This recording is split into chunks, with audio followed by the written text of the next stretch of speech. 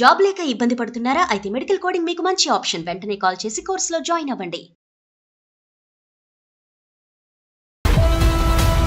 నమస్తే కళ్యాణ్ గారు. నమస్తే జీ. కళ్యాణ్ గారు, రేవతి అని మనకి మెయిల్ చేశారండి మీతో మాట్లాడతానని. అక్కా చెల్లెల మధ్య ఇష్యూ అది ఏ స్థాయికి వెళ్ళిందంటే చాలా పీక్స్కి వెళ్ళిపోయిందనమాట. డెఫినెట్గా మీతో అర్జెంటుగా మాట్లాడాలని అనిపించింది. చిన్న చిన్న మనస్పర్ధలండి, బహుశా ఓపెన్గా మాట్లాడకపోవటం. ఎవరైనా ఏ రిలేషన్ అయినా అలాంటివే రీజన్స్ ఉంటాయా అనిపిస్తూ ఉంటుంది నాకు. అన్ని రిలేషన్షిప్స్ లో సానుకూలంగా స్మూత్ గా వెళ్ళే రిలేషన్షిప్ అక్క చెల్లెలదమ్మా, చాలా వరకు అండర్స్టాండింగ్ ఉంటుంది. కానీ వాళ్ళదే మన వరకు వచ్చిందంటే కనుక ఖచ్చితంగా ఇక్కడ ఏదో క్లిష్టమైన సమస్య అయి ఉండాలి. అవును, ఒకసారి కాంటాక్ట్ చేయండి. అమ్మాయి పేరు ఏంటండి? రేవతి అండి. రేవతి. హలో. హలో, ఎవరండి? నమస్తే అమ్మా, నేను జయాని అందమైన జీవితం ప్రోగ్రామ్ నుంచి కాల్ చేస్తున్నాను. నమస్కారం మేడం. ఓ మీరా మేడం? రేవతి, బాగున్నారా? బాగున్నాను మేడం. నేను అసలు ఎక్స్పెక్ట్ చేయలేదు మేడం మీరు నాకు కాల్ చేస్తారని. Thank you madam, thank you so much అండి. ఇప్పుడు నాతో పాటు మరి డాక్టర్ కళ్యాణ్ గారు ఉన్నారమ్మా. నువ్వు నాకు మెయిల్లో పెట్టిన విషయాన్ని ఒక్కసారి క్లియర్గా డాక్టర్ గారితో చెప్తావా? ఓకే మేడం, చెప్తాను మేడం. హలో రేవతి. నమస్కారం సార్. నమస్తే అమ్మా. నమస్తే, చెప్పమ్మా. మేము ముగ్గురం సార్. నాకు మా అక్క పేరు పద్మావతి, తమ్ముడు పేరు శ్రీను సార్. మాకు చాలా మిడిల్ క్లాస్ ఫ్యామిలీ సార్. అక్కకు నాకు 8 years గ్యాప్ ఉంటుంది సార్. ఓకే. తమ్ముడికి నాకు 2 years గ్యాప్ సార్.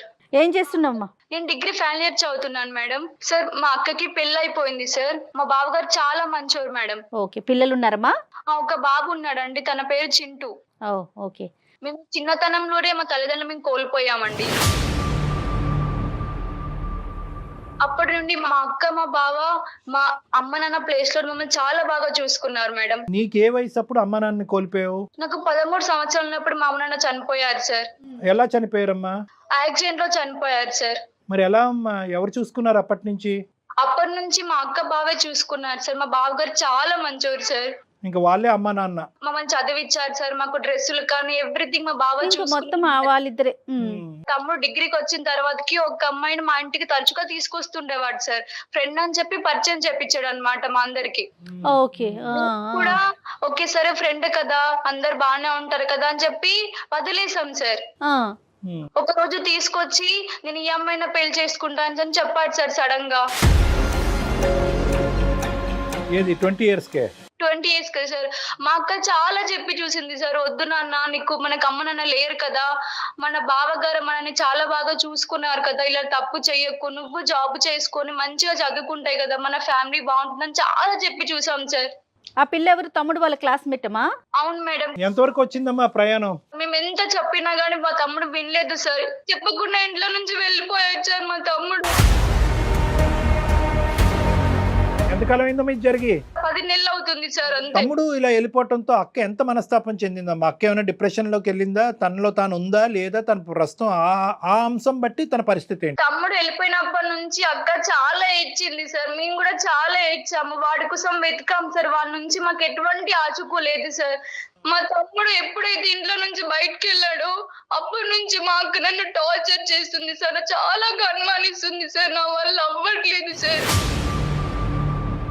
అతను వెళ్ళటం నిన్ను టార్చర్ పెట్టడం ఏంటమ్మా? నువ్వు వాళ్ళ ప్రేమకి ఏమైనా కారణమా? కాదు సార్, తమ్ముడు లేచిపోయాడు కదా ప్రేమించి, నువ్వు కూడా అలానే వెళ్తావు. భయమా? మరి దారుణం తెలుసా సార్. నేను కాలేజ్కి వెళ్ళొస్తే కూడా నా బ్యాగ్ చూస్తుంది సార్, బుక్స్ అన్ని దులుపుతుంది సార్. మా ఫ్రెండ్స్ ఎవరైనా కాల్ స్పీకర్ లో పెట్టి మాట్లాడు, నేను కాలేజ్కి వెళ్ళకపోయినా ఎవరైనా అబ్బాయిలు ఫోన్ చేస్తాను, అబ్బాయి నీకెందుకు కాల్ చేస్తున్నాను, ఒక్కదానే ఉన్నావా క్లాస్ రూమ్ లో, ఇంకెవరు లేరా అని చెప్పి అడుగుతుంది సార్. మా ఫ్రెండ్స్ కు నాతో ఎవ్వరు మాట్లాడట్లేదు సార్. అందరు నన్ను దూరం పెడుతున్నారు సార్. భయపడతారు, ఈ అమ్మాయిని ముట్టుకుంటే వాళ్ళకి కరెంట్ షాక్ కొడుతుంది. అంతేగా. నా ఫ్రెండ్స్ అందరూ బయటికి వెళ్ళినాక నన్ను తీసుకెళ్ళట్లేదు సార్. నేను అడిగితే అమ్మ వద్దమ్మా, మీ అక్కకు నీకో దండమ్మ అని చెప్పి అంటున్నారు మేడం. నేను ఇంకేం చెప్పాలి? అడుగడుగునా మేడం. అదేనమ్మా, అడుగడుగునా ఈ అవమానంతో నువ్వు చాలా ఇబ్బంది పడుతున్నావు, అంతేనా తల్లి? అవును మేడం. మరి నీకు పెళ్లి చేస్తానని గానీ సంబంధాలు చూద్దామని గానీ అట్లా ఏమన్నా చెప్తున్నారా అక్క? అలా ఏమి లేదు మేడం. నేను ఫోన్ పట్టుకుని జోక్స్ చూసినా కానీ ఎందుకు అంతగా నవ్వుతున్నావు అని అడుగుతుంది మేడం. టీవీలో ఉన్న సాంగ్స్ వస్తే ఎందుకు చూస్తున్నావు, లవ్ చేస్తున్నావు అని చెప్పి అనుమానిస్తుంది మేడం. ఇక ప్రతిదీ ఆవిడ కనెక్ట్ చేసేసుకుంటున్నారు. నేను నైట్ టైం లో ఏమైనా వర్క్ ఉంటే చేసుకుంటే ఈ టైం దాకా ఎందుకు మిల్క్ తోటున్నావు, ఏం చేస్తున్నావు బుక్ లో అని చెప్పి అనుమానిస్తుంది మేడం. అంతకు ముందు లేదమ్మా ఇవన్నీ కూడా? ఇవన్నీ ఎప్పుడు లేదు సార్. నన్ను చాలా బాగా చూసుకునేది. తమ్ముడైతే ఎప్పుడైతే చెప్పకుండా బయటికి వెళ్ళిపోయాడో అప్పటి నుంచి నన్ను అనుమానించడం సార్. తమ్ముడు ఇప్పుడు కాంటాక్ట్ లో ఉన్నాడమ్మా? మనకి కాంటాక్ట్ లో లేడా శ్రీను? లేడు సార్.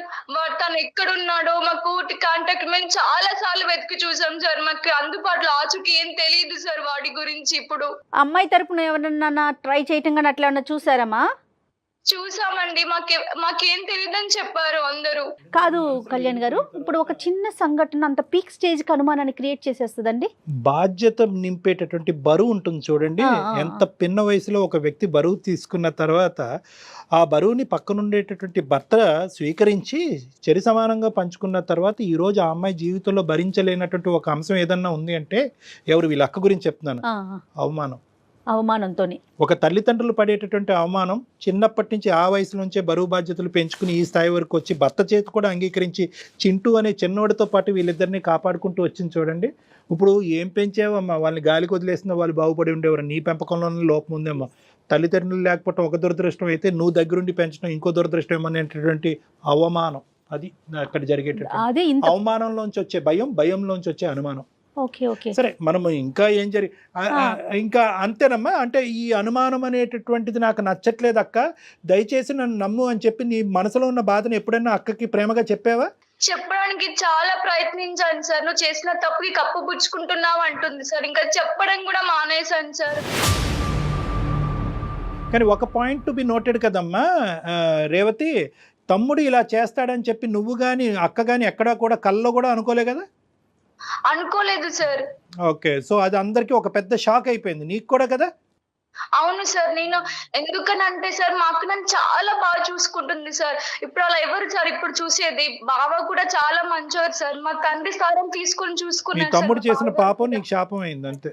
మరి ఇప్పుడు బావ పాత్ర ఏంటి నాన్న? అప్పుడు తమ్ముడు ఇట్లా చేయటం వల్ల ఆయన ఎలా ఉంటున్నారు? నీతో అక్కలాగానే బిహేవ్ చేస్తున్నారా? ఆయన నార్మల్ గానే ఉంటున్నారా? బావగారు కూడా అలానే అన్నారంటే సార్ మా అక్కతో. మా అక్క వచ్చి మాకు చెప్పేది, మీ తమ్ముడికి తమ్ముడు వెళ్ళిపోయాడు కదా. తమ్ముడు అంటే కనుక మీ ఇద్దరికి ప్రత్యేకంగా అక్కకి చాలా అటాచ్మెంట్. ఎందుకంటే దగ్గర దగ్గర వాళ్ళిద్దరి మధ్యన 10-12 సంవత్సరాలు తేడా ఉంది కదా. సో ఆటోమేటిక్గా ఏంటంటే వాళ్ళ అక్క తమ్ముడు అనే దానికంటే తల్లి కొడుకుల్లాగా ప్రయాణము. చింటూ ఎంతో తమ్ముడిని కూడా అలాగే చూస్తుంటది. సరేనమ్మా, ఇవన్నీ నడుస్తున్నాయి. ఇప్పుడు మాకు ఫోన్ చేయడానికి కారణం ఏంటమ్మా? సార్ ఇవన్నీ నేను తట్టుకోలేకపోతున్నాను సార్. మరి లంచ్ బాక్స్ తినకుంటే కూడా ఎవరితో బయటకు వెళ్ళావు అని చెప్పి అనుమానిస్తుంది సార్. ఇక ప్రతి అడుగుని ఆవిడ అనుమానంగానే చూస్తున్నారు, అంతేనమ్మా? అవును మేడం. నేను మా అక్క వాళ్ళ బాబు కోసం చాక్లెట్స్ తీసుకొచ్చిన కానీ నీకు ఎవరిచ్చారు చాక్లెట్స్? ఇప్పుడు వీడి పైన చెప్తున్నావు అని కూడా అంటుంది మేడం. అది అసలు చాలా కష్టం కదా కళ్యాణ్ గారు. అంటే యూజువల్గా ఏంటంటే, అంటే నేను correct me if I'm wrong Revathi, నేను యూజువల్గా ఏంటంటే ఇలాంటి సంఘటన జరిగిన తర్వాత 1-2-3 నెలలు 4 నెలల పాటు అదే ఆలోచనలో ఉండటం వల్ల తీసుకోవాల్సిన జాగ్రత్తలు అన్నీ తీసుకున్న తర్వాత అనుమానాస్పదంగా ప్రవర్తించడం, ఇదేంటంటే అమ్మా నాన్నలు పిల్లల మీద చూపెట్టేటటువంటిది అయ్యి ఉండొచ్చు, అక్క అన్నయ్యలు తమ్ముడు చెల్లెల మీద చూసేటటువంటి. అంటే అరే ఇది ఒక సంఘటన జరిగింది కదా, మళ్ళీ ఇటువంటి సంఘటన ఇంట్లో పునరావృతం కాకూడదని చెప్పి. కానీ ఎక్కడో చోట కొంత ప్రయాణం చేసిన తర్వాత, ఒక 3-4 నెలలు ప్రయాణం చేసిన తర్వాత అడగవలసిన ప్రశ్నలన్నీ అడిగి చెకింగ్లన్నీ చేసిన తర్వాత వాళ్ళకి ఒక నమ్మకం వచ్చి ఇటువంటి అనుమానం అనేది చల్లబడుతుంది. మరి పద్మావతి గారి విషయంలో జరిగిందా లేదా, లేదంటే ప్రతిరోజు మెట్టు ఎక్కి అనుమానం ఇంకో రకరకాల యాంగిల్ షేపుల్లో వెళ్ళిపోతుందా అనేది నువ్వు మాకు చెప్పగలవు. తగ్గుముఖం పడుతుందా, ఇంకా ఎక్కువ అవుతుందా? ఇంకా ఎక్కువ అవుతుంది సార్. ప్రేమ ఉంటే చెప్పుకోవాలి, అనుమానిస్తారా సార్? అదే దాని ఆ పదం కొద్దిగా డెలికేట్ అమ్మా, ఆలోచిద్దాం. పద్మావతి గారితో మాట్లాడితే అది అనుమానమా భయమా ఏంటి అనేది దాని కరెక్ట్ జాగ్రత్త. ఎందుకంటే నువ్వు ప్రేమ అనే చోట అనుమానం అనేది రెండు మ్యాచ్ అవ్వట్లేదు. విపరీతంగా ప్రేమించేటటువంటి అక్క చెల్లెల మీద అనుమానం ఏంటి? అమ్మ నిన్ను అనుమానించడం అంటే ఇంకా ఏ స్టేజ్ లోకి వెళ్ళారు చెప్తే నువ్వు డాక్టర్ గారు అప్పుడు దాన్ని బట్టి ఏం చేయాలనేది ఆలోచిద్దాం. రేవతి, బహుశా అనుమానం అనేటటువంటి పదం కరెక్ట్ కాదేమో, ఇక్కడ అతి జాగ్రత్త అనేటటువంటి పదం వాడాలేమో, లేదంటే అతి భయము, దాంట్లోంచి వచ్చే అతి జాగ్రత్త అనేటటువంటి భయం నీకు అది కాస్త ఏంటంటే ఆవిడ అతి జాగ్రత్త కాస్త నీకు ఉక్కిరి బిక్కిరి చేస్తుంది కాబట్టి నువ్వు దానికి అనుమానం అనే పదాన్ని వాడుతున్నావేమో. సరే, నీకు ఏది కన్వీనియంట్ అయితే అది కన్వీనియంట్, కానీ ఎంతవరకు నీకు ఇబ్బందిగా ఉందమ్మా ఈ ప్రవర్తన? సార్ నేను బాత్రూమ్ లో ఎక్కువసేపు ఉన్నా కానీ ఎందుకు అంతసేపు ఉంటాను వాష్రూమ్ లో ఫోన్ తీసుకెళ్ళామని కూడా అంటుంది సార్. నేను ఇంకేం చెప్పాలి సార్? నీ ఫోన్ చెక్ చేస్తుందమ్మా? నా ఫోన్ మా అక్క దగ్గరే ఉంటుంది సార్. అలా అనుమానిస్తున్నా అని చెప్పి కూడా ఫోన్ ఇచ్చాను సార్. నా పాస్వర్డ్స్ అన్ని తెలుసు సార్. కాలేజ్కి డ్రాప్ ఆఫ్ అండ్ పికప్ ఎలాగమ్మా నీది? నేను ఒక్కదాన్నే వెళ్తాను సార్. ఇంటికి వచ్చాక ఎటువంటి ప్రశ్నల వర్షం కురుస్తుందనే భయం ఉంటుందా కాన్స్టెంట్ గా నీకు ఫియర్? నాకు ఇంటికి వెళ్ళామంటే చాలా భయం వేస్తుంది సార్. కాలేజ్ అయిపోయి ఇంటికి వెళ్ళడానికి చాలా టైం తీసుకొని భయపడుకుంటూ వెళ్తాను సార్. ఈ రోజు ఏమంటుందో మళ్ళీ ఇంకెంత బాధపడాలో అని చెప్పి నా బ్యాగ్ కూడా చెక్ చేసింది సార్. నేను ఏం చెప్పాలి నాకు అర్థం అవ్వట్లేదు సార్. మరి కాదు నాన్న, నువ్వు ఎందుకక్క ఇట్లా బిహేవ్ చేస్తున్నావు అని అట్లా ఏమన్నా నువ్వు ఒకసారి అడిగావా? అడిగాను మేడం, చాలా అడిగి చూసాను, కానీ నా మాట వినిపించుకోవట్లేదు మేడం. బావతో చెప్తే ఎలా ఉంటుందో, బావ అక్క ఇలా ప్రవర్తిస్తుంది, నాకు ఆ ఉద్దేశం లేకపోయినా ఇటువంటి ఆలోచన నాకు ఇబ్బందికరంగా ఒక్క మాట చెప్పలేకపోయావా? సార్ అలా చెప్పి చూసాను సార్. నాకు తెలీదమ్మా, అంతా మీ అక్కతోనే మాట్లాడుకో అని చెప్పాను సార్. ఏం బావతో నేను ఓపెన్గా ఎలా మాట్లాడతాను సార్? ఈ విషయం మాట్లాడలేదు కదండి. ఇప్పుడు మా అక్కే ఇట్లా చేస్తోందని బావతో బయట నుంచి వచ్చిన వ్యక్తి కదా డాక్టర్ గారు. అంతేనమ్మా. నీ ఫీలింగ్ ఏంటి నాన్న? ఇప్పుడు అక్క మీద కోపం ఉందా, ప్రేమ ఉందా, భయం ఉందా? ఎటువంటి ఫీలింగ్ నీకు ఇప్పుడు? నాకు మా అక్క అంటే చాలా ప్రేమ సార్. కాకపోతే మా అక్కనే మాటలు తీసుకోలేకపోతున్నాను సార్. కొన్నిసార్లు చనిపోదాం అనుకుంటున్నాను సార్.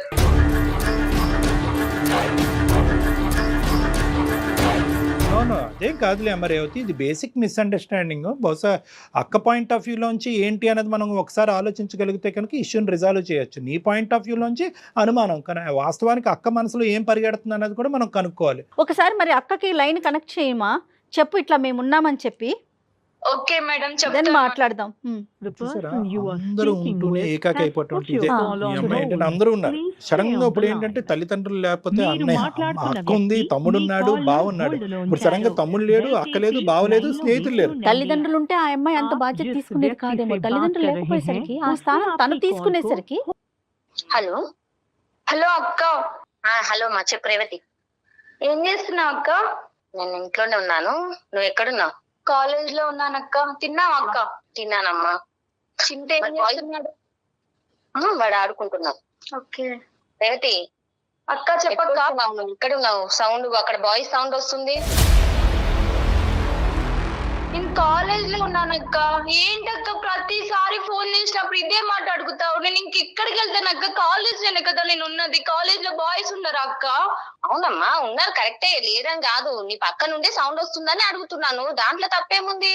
మేము ఇక్కడ బయటకు వచ్చామక్క వాష్రూమ్ కి. గ్రౌండ్ లో చాలా మంది ఉంటారు కదక్క, పక్క పక్కన వాయిస్ వినిపిస్తే నేనేం చేయాలక్క? ప్రతిసారి ఎందుకక్క ఇలా మాట్లాడి టార్చర్ చేస్తున్నావు?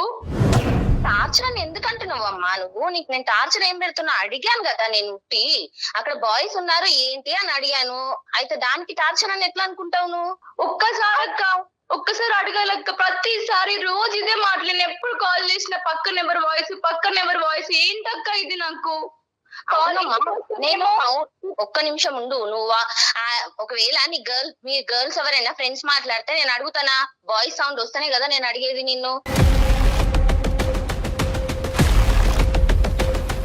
నా జాగ్రత్తలో నేను ఉంటున్నా, బయట జరుగుతున్నది అన్ని చూస్తున్నాను కాబట్టి నేను అలా అడుగుతున్నా. నీకెందుకు అనిపిస్తుంది అట్లా నేను టార్చర్ పెడుతున్నా నిన్నని? అదే అక్క, అది కూడా కరెక్టే అక్క. నువ్వు నాకు చెప్పి చూడాలి కదా అక్క. ప్రతిసారి అబ్బాయిల వయసు ఎందుకు? క్లాస్ రూమ్ లో లేని కొంచెం బయటకు వచ్చాను, గ్రౌండ్ లో అబ్బాయిల మాట వినిపించదా అక్క? ఇప్పుడు నువ్వేమన్నా నేను అడిగినప్పుడు నేను కాలేజ్ లో ఉన్నాక నువ్వు బయటకు ఉన్నా అన్నావా? నేను వాష్రూమ్కి వచ్చినాక ఇక్కడ బయట ఉన్నా, నేను కాల్ చేసినా అంటే నేను ఆగిపోయేదానిగా. నువ్వు అట్లా అనలే కదా కాలేజ్ లో ఉన్నా అన్నావు, అందుకు నేను అడిగినా. అదే గ్రౌండ్ లో ఉన్నాం అక్క. గ్రౌండ్ లో చాలా మంది ఉంటారు కదా అక్క, వాయిస్ వినిపించదా అక్క? సరేలే దానికి ఎందుకు అంతగానం ఇదవుతున్నావు నువ్వు? నేను అడిగినాను కదా, నీకు అంతే కదా. ఇప్పుడు దానికి అంతగానం టార్చర్ గా నువ్వు ఎందుకు ఫీల్ అవుతున్నావు? అలా అని కాదక్క. ఇంటికి వస్తేనేమో నా బుక్ చూస్తావు, నా బ్యాగ్ ఓపెన్ చేస్తావు, తినకుంటేనేమో బయటికి వెళ్ళావు, నా ఫోన్ చూస్తావు, ఫ్రెండ్స్ ఎవరైనా కాల్ చేస్తే స్పీకర్ లో పెట్టి మనం మాట్లాడుతావు. ఎవరైనా మా క్లాస్ బాయ్స్ కాల్ చేస్తే వాడు నీకెందుకు కాల్ చేశాడు? క్లాస్ అయినాక అందరు మాట్లాడుకోరు అక్క. అన్నయ్య అని పిలువమంటావు అక్క చివరికి.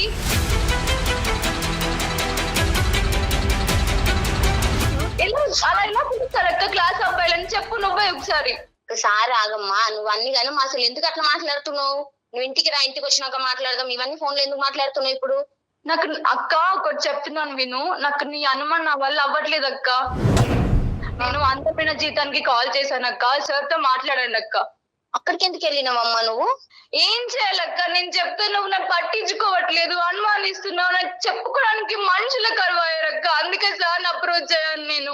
అంతగా టార్చర్ ఏం పెట్టినాను రా నిన్ను? అంతగా నువ్వు ఎందుకు బాధపడుతున్నావు? నువ్వు ఎందుకు అట్లా అనుకుంటున్నావు నన్ను? టార్చర్ కాదక్క, నీకు నా పైన ప్రేమ ఉంది. నేను టార్చర్ పెడుతున్నా అంటున్నావు కదా, సరే ఓకే సార్ తో మాట్లాడతాను. సరే నేనే టార్చర్ పద్మ గారు నమస్తే అండి. పద్మావతి గారు నమస్తే అండి.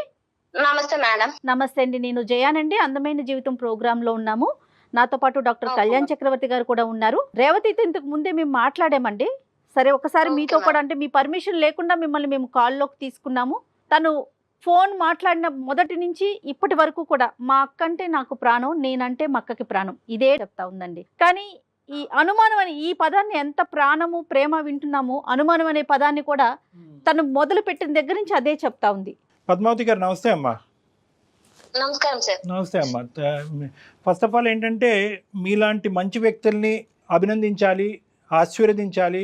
మీలాంటి వాళ్ళు ఈ భూప్రపంచం మీద మళ్ళీ మళ్ళీ పుట్టాలి అని కోరుకోవాలి. ఎందుకంటేనమ్మా చిన్న విషయం కాదు. ఎందుకు అంటే సుమారుగా మీకు ఎంత ఉంటాయి అప్పుడు 21-22 సంవత్సరాల వయసులో తల్లిదండ్రులు ఇద్దరు పోగొట్టుకున్నటువంటి ఇద్దరు పిన్న వయసులో ఉండేటటువంటి ఇద్దరు పిల్లల్ని మీరు కాపాడుకుంటూ ఈ మంచి విషయాలన్నీ మీ రేవతి చెప్పిందమ్మో, మాకు ఇంకో విధంగా తెలియదు. అంటే ఒక ఆ పిన్న వయసులో ఉండేటటువంటి అప్పుడప్పుడే పెళ్ళైనటువంటి ఆడపిల్ల వాళ్ళిద్దరిని పెంచి పెద్ద చేసి చదివించుకుని ఆలనా పాలనా చూసుకుంటూ దాంతోపాటు భర్తను కూడా కాపాడుకుంటూ తన కుటుంబాన్ని నడిపించుకుంటూ భర్తకి ఇబ్బంది లేకుండా ఈ భర్త యొక్క ఆశీర్వాదం కూడా తీసుకుంటూ వీళ్ళని కాపాడుకుంటూ ఇంత ముందుకు తీసుకురావటం అనేటటువంటిది మానవ మాత్రుడికి చాలా కష్టమైనటువంటిది. అది మీరు సక్సెస్ఫుల్గా చేశారు అనేటటువంటిది నా అభిప్రాయం కదమ్మా. సో ఫస్ట్ ఆఫ్ ఆల్ నేను ఏంటంటే అందు గురించి ఫస్ట్ మీరు కొద్దిగా చల్లబడతారని చెప్పి మీలో ఉండేటటువంటి 4 గొప్ప గుణాలను, నేను చాలా రేర్గా చూసేటటువంటి గొప్ప అంశాలని మీకు నేను మళ్ళీ విడమర్చి చెప్పడం అనేది జరుగుతుంది. దానికి మీకు అభినందనలు. చాలా సంతోషం అమ్మా మీలాంటి వ్యక్తులతో మాట్లాడటం అనేటటువంటిది. రేవతి గారు ఈరోజు మాకు ప్రధానంగా కాల్ చేయడానికి ప్రధానమైనటువంటి అంశం ఏంటంటే అక్క ప్రేమ కరువయ్యిందో, లేదంటే అక్క అంటే నాకు ఇష్టం లేదనో, అక్క అంటే కోపంగా ఉందనో, మా ఇద్దరి మధ్య ప్రేమ ఇదివరకు ఉండేది ఇప్పుడు తెగిపోయిందనో ఉద్దేశం అన్నది కాదు. ప్రేమ అనేటటువంటిది ఈరోజు అవరోధాలు దాటి, అంటే పరిధులు దాటి ఇంకో లెవెల్కి వెళ్ళిపోయిందండి.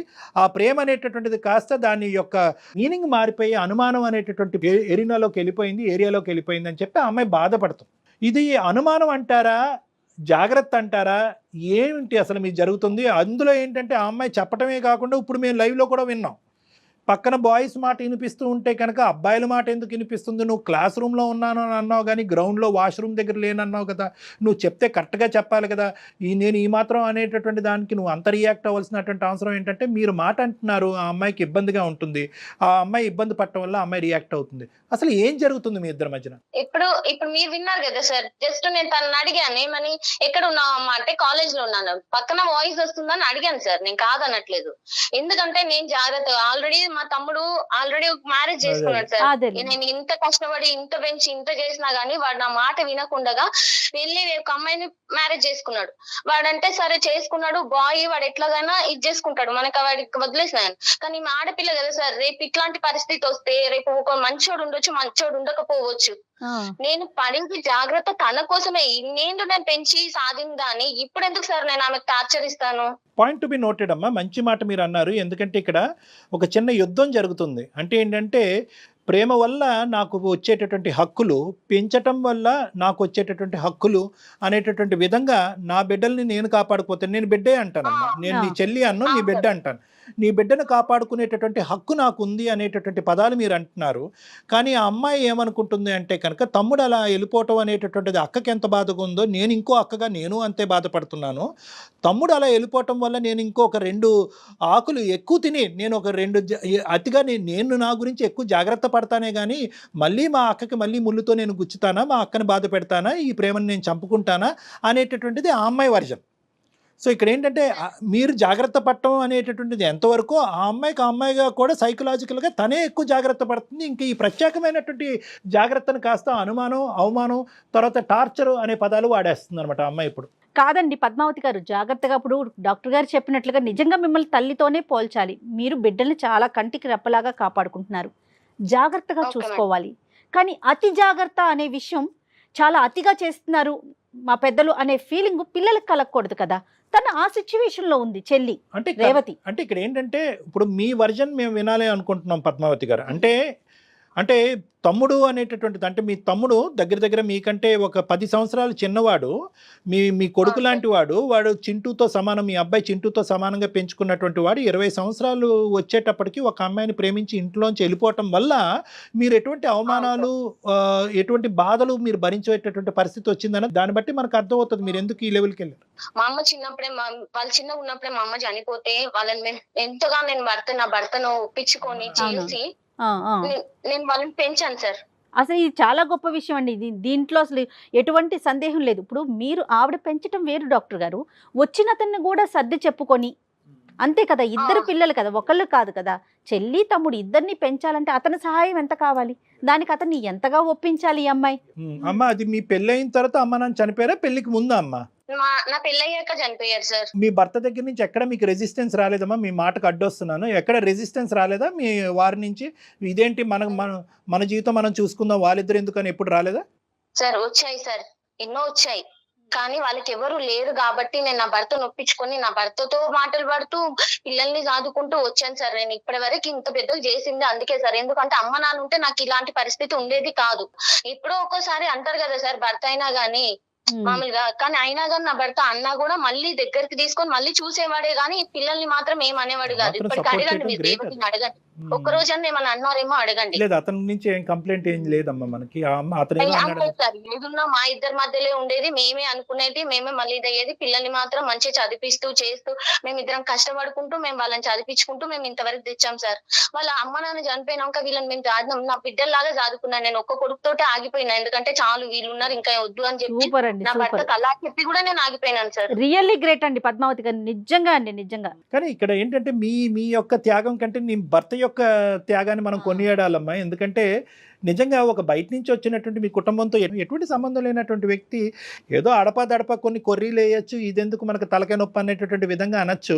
కానీ ఫైనల్గా అతను యాక్సెప్ట్ చేసి ఫైనాన్షియల్గా సపోర్ట్ చేస్తూ వాళ్ళని చదువు ఆహారం అన్నీ కూడా ప్రొవైడ్ చేసినటువంటి ఒక గొప్ప వ్యక్తి. నిజంగా మీతో ఎంత మాట్లాడుతున్నావు అతనితో ఇంకో 2 నిమిషాలు ఎక్కువే మాట్లాడాలేమో. కానీ ఈ అబ్బాయి వెళ్ళిపోయిన తర్వాత పరిస్థితి ఏంటమ్మా? మీ తమ్ముడు ఇంట్లోంచి పారిపోయిన తర్వాత అతని యొక్క రియాక్షన్ ఏంటి, మీ హస్బెండ్ యొక్క రియాక్షన్? మా హస్బెండ్ తో చాలా ఇదయ్యాను సార్, చెప్పుకోలేను సార్ నేను. ఎందుకు అంటే చిన్న పిల్లల నుండి నువ్వు చూసుకుంటూ వస్తే నీ మీద నిన్ను తన్ని ఎట్లా పోయిరో మంచిగా అయిందో అన్న మాటలు కాడికేంచి ఎన్నో ఉన్నాయి సార్. నేను ఇప్పుడు ఏం చెప్పుకోలేను, ఎందుకంటే ఈ నా భర్త నన్ను అన్నాడని రేవతికి తెలిస్తే రేవతి ఇంకా ఇది అవుతుంది. ఆమె ఆడపిల్ల, అరే మా అక్కకి ఇంత బాధ అవుతుందని రేపు తనేమన్నా అయింది అనుకో, నేను చేసిన దానికి ఏం వాల్యూ ఉండదు సార్. ఇంత పెంచి ఇంత చేసి నేను రేపు ఆ పిల్లకి ఏమన్నా అయ్యింది అనుకో, ఇంకా నేను ఇంతగానం చేసి నేను వేస్ట్ సార్. ఇప్పుడు మీరు చెప్పారంటే అటు బావ మీద ఉన్న గౌరవం తగ్గొచ్చా అమ్మాయికి, ఇన్ని రోజులు చూసింది తగ్గిపోతుంది కదా. అలా ఎందుకు నేను అంతకు ముందు ఎక్కువ అడిగేదాన్ని కాదు సార్ నేను, ఎందుకంటే పిల్లల్ని మామూలుగా క్యాజువల్ గా వదిలేసేదాన్ని, అంతగా ఇచ్చేసేదాన్ని కాదు. ఎప్పుడైతే వీడు ఇట్లా చేసిండో, ఎప్పుడైతే వీడు మాటలు వినకపోవడం వీడు ఇట్లా చేసిండో, అప్పటి నుండి నేను ఈమెను కొంచెం స్ట్రిక్ట్ గా చేయడం స్టార్ట్ చేసినాను సార్. అట్లా నేను అందుకనే ప్రతి ఒక్క మాటకు నేను ఎదుగుతాను, ఎందుకంటే ఇవాళ ఫ్రెండ్స్ అంటారు, రేపు లవర్స్ అయిపోతున్నారు కదా సార్. బయట ఎట్లున్నారు సార్ అందరూ? అది పాయింటే, కానీ అందరూ అయిపోవట్లేదమ్మా. ఇందాక నేను ఒక పాయింట్ నేను చెప్పాను పద్మావతి గారు, మీరు క్యాచ్ చేయలేదు. అంటే ఏంటంటే తమ్ముడు వెళ్ళిపోయినటువంటి బాధ పద్మావతి గారికి ఎంత ఉందో రేవతికి కూడా అంతే ఉంది. ఇప్పుడు ఈ రేవతి యొక్క అమ్మాయి యొక్క సైకాలజీ ఏంటి అనేటటువంటిది మా అందరికంటే బాగా తెలిసిన వ్యక్తి ఎవరన్నా ఉన్నారంటే అది పద్మావతి గారు. పుండుమే కారం జల్లుతుందా? జల్లదుగా. ఇంకా ఏంటంటే ఒక 2 ఎక్కువ జాగ్రత్తలే అమ్మాయి తీసుకుంటుంది. అమ్మో లోకం ఇలా ఉంది, ఎట్నుంచి ఏ గాలి ఎటువంటి వీస్తుందో మనకు తెలియదు, ఎటువంటి ఏ కెరటంలో మనం కొట్టిపోతామో తెలియదు. కాబట్టి మళ్ళీ మా అక్కకు అనుమానం పడకుండా, మా బావ దగ్గర నుంచి ఒక మాట పడకుండా నేను జాగ్రత్త పడాలి అనుకునే మెచ్యూరిటీ ఉందా రేవతి?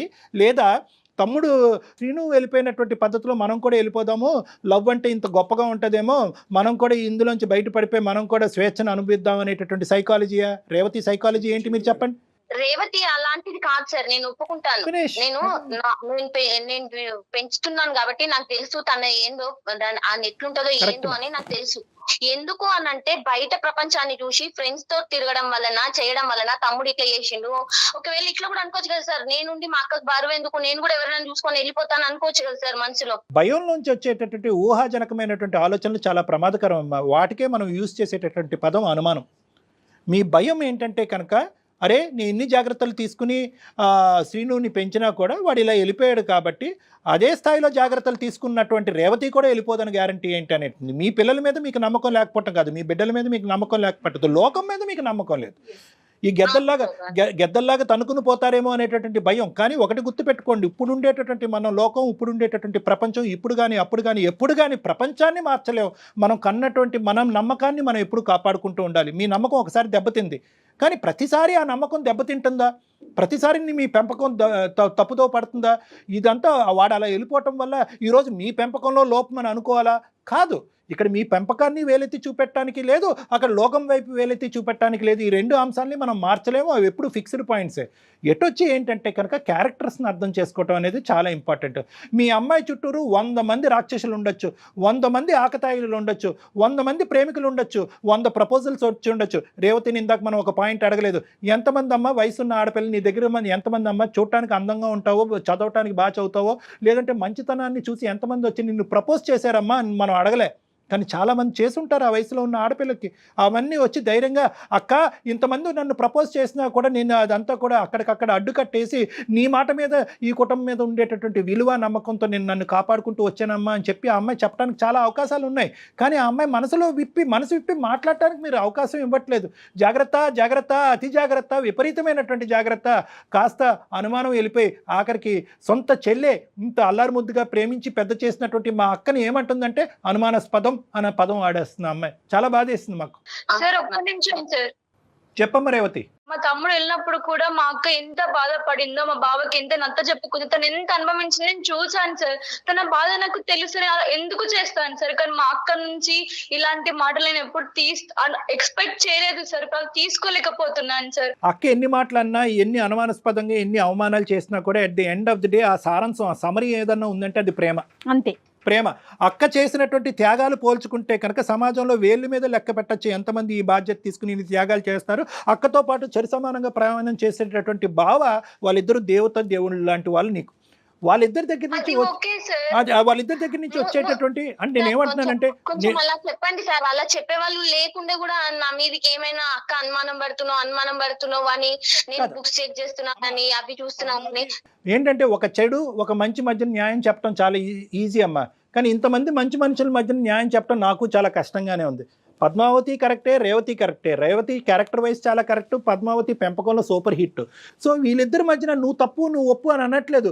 ఎవరికి వాళ్ళు ఒకరినొకరు అర్థం చేసుకుని ఆ మెట్టు తగ్గితే కనుక పాత ప్రేమలు మళ్ళీ చిగురిస్తాయని అంటున్నాను. ఇక్కడ ప్రధానంగా ఏంటంటే సమాజం మీద పోయినటువంటి నమ్మకం కాస్త మీ ఇద్దరి మధ్యన పోకూడదు.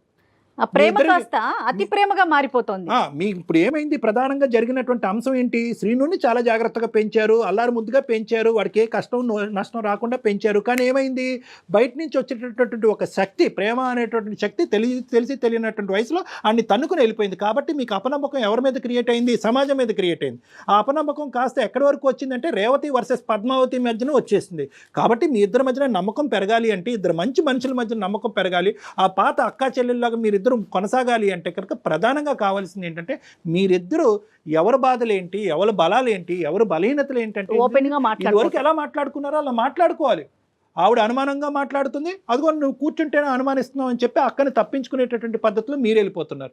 మా అక్క పైన ఎటువంటి కోపం లేదు సార్, అతి ప్రేమ వల్ల చెప్పే విధానం నాకు నచ్చట్లేదు సార్.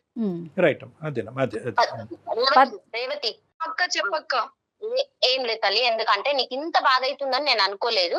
నువ్వు అందమైన జీవితాన్ని వరకు వెళ్తామని నేను అసలు అనుకోలేదు. ఎందుకంటే నాకు చెప్పే వాళ్ళు కూడా కావాలి కదా. ఎందుకంటే నేను నిన్ను ఎంతగా ప్రేమించి ఎంతగా చూసిందో నీకు తెలుసు కదనే. నువ్వు ఇప్పుడు అక్కడికి వెళ్ళి ఆ సార్ మనకి ఎంతగా నచ్చ చెప్పింది, ఇప్పుడు ఎంత మంచిగా చెప్తున్నాడు. ఎందుకంటే అట్లా చెప్తే కనీసం వీళ్ళు చెప్పినా గానీ నువ్వు విన్నా గానీ నీ మైండ్ లో కూడా మంచి మనసు వస్తుంది నీకు. అలా చెయ్యొద్దు అనే మనసు అన్నా వస్తుంది నీకు. కాబట్టి నా నుండి నువ్వేమన్నా బాధపడి ఉంటే సారీ. ఇప్పుడు మనకి సార్ ద్వారా మనకి ఇట్లా తెలిసింది కాబట్టి మనం ఎంత హ్యాపీగా ఉండొచ్చు ఇప్పటి నుండి. నేను ఇంకేమనను, ఇంటికి వచ్చి నన్ను కూడా చాలా నమ్మక్క. నువ్వు చెప్పిన అబ్బాయినే పెళ్లి చేసుకున్నాక, నువ్వు ఇన్ని కష్టాలు పడి మమ్మల్ని పెంచావక్క. నీ కళ్ళ ముందు నుండి చూస్తూ పెరిగానక్క. నువ్వు ఎవరిని పెళ్లి చేసుకోమంటే వాళ్ళనే పెళ్లి చేసుకుంటానక్క. నన్ను నమ్మక్క ఇప్పటి నుంచి అయినా.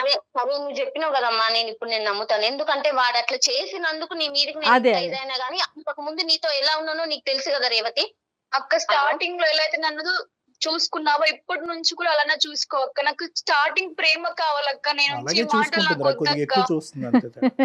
ఓకే ఓకే నేను సరే నేను నిన్ను ముందు ఎట్లా చూసుకున్నానో అట్లనే చూసుకుంటాను. ఈ రోజు మీ బంధం అనేటటువంటిది ఇలాగే ఉండాలి, ఎల్లకాలం ఉండాలి, అవకాశం ఉంటే ఇంకా బలపడాలి, దానికి ఆది మధ్య అంతం అనేది లేదు. నేను ఇంకో మాట కూడా చెప్తాను, రేపొద్దున చెప్తున్నాను, అంటే పరిస్థితులు బట్టి మారుతూ ఉంటాయి. అక్క నువ్వు తెచ్చినటువంటి అబ్బాయిని నేను చేసుకుంటాను, ఎవరికి గ్యారంటీ ఇస్తారు? అవే అలా కాదు అనేటటువంటిది. ప్రేమ అంటే మోసమా, అదేమన్నా దోషమా?